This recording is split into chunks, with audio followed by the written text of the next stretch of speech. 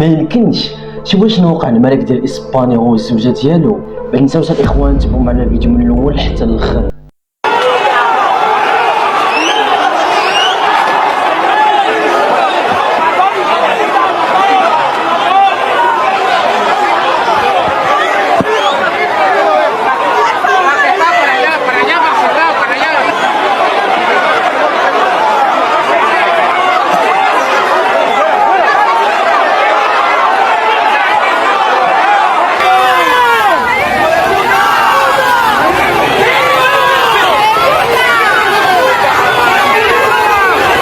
حيت تعرض ملك اسبانيا فيليب السادس اللي وصل لمنطقة فالنسيا اللي تضررت من الشتاء والفيضانات الهجوم حاد من طرف السكان الغاضبين، ورات لقطات الملك الاسباني كيتواجه مع حشود ليا غاضبة وكانوا كيهضروا بواحد الطريقة اللي كتعبر على السخط والغضب والطغيان. وحسب اخر الاحصائيات راه عدد القتلى بسبب هذه الكارثة الطبيعية فاق 210 شخص، ومازال كاينين بزاف اللي مازال ما تلقاوش. والناس كيتهموا السلطات المركزيه والاقليميه في اسبانيا بالتقصير في الحياه الاولى دون وقوع كارثه كبيره بحال هذه، وايضا التعامل مع التعابات ديالها. وهكا الفيديو ناخذ. ما تنساوش الاخوان تكتبوا لي الراي ديالكم في التعاليق.